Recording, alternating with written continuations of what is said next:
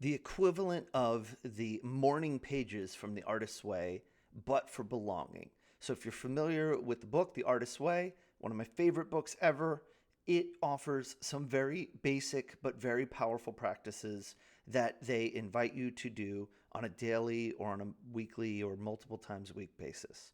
And the reason for this is to develop a stronger relationship with yourself and ultimately allow and nurture the creative inside of you to come out through morning pages, which is basically 3 handwritten pages of journal notes every single day, and uh, and artist dates where you are going out into the world and letting kind of your inner artistic child have a little bit of time to play and experience new things and allow inspiration to come find you. So, what does that look like if we are trying to nurture and even have, let's say, a creative recovery of our sense of belonging and connection? There are a few basic practices here that I think are important. So, among all of these things are things that I think we can kind of equate to what Artist's Way would call morning pages or artist dates. Number one is having some kind of a ritual or routine that involves appreciation in your home. Your home is kind of your home base for you belonging to yourself, for you belonging to the world immediately outside of your door. And so, do you have some kind of a way regularly of saying, I like it here. I like this little corner of my home, even if the rest of my home I don't love, just this one spot, this one time of day, this one cup of coffee that I know I can count on where I feel at home. And I feel at home in myself. I feel at home in my home. So that's one thing is the at-home grounding and appreciation practice. I will come up with a better I will come up with a better term for it.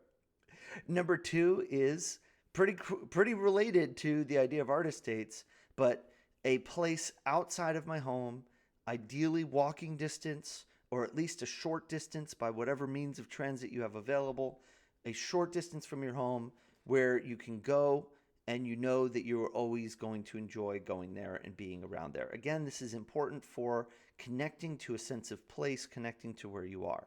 So, one spot, a spot to go and ideally see a sunset, something out in nature, a park, something like that. Number three is a hangout spot. This is hugely important, one of the most important things, which is a place you can go where there are other people around and where you can feel like you can hang out there, ideally on a regular basis. We'll come back to that. So if I am looking for that, I might be looking for cafes, I might be looking for bars, religious institution spaces, could be public spaces, could be co-working spaces. Can't forget my homies running the co-working spaces.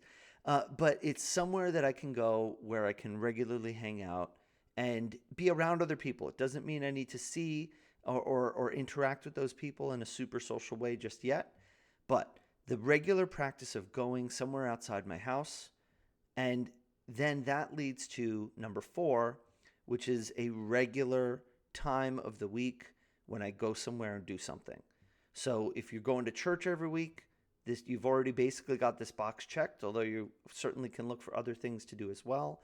This could be a club meeting. This could be just going to that favorite hangout spot and hanging out there on a regular basis. The reason this is important is because it establishes a relationship between you and that space and the people in that space.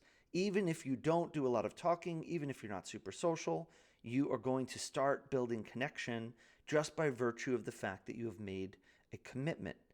One of our challenges right now in society in general is this idea of optionality, that we're constantly kind of flitting around from one thing to another. What we want to do here is we want to establish, this is my favorite spot. This is my favorite seat in my favorite cafe. My favorite barista makes my favorite coffee. When we have that kind of connection with our neighborhood, a lot of good things will start to go from there.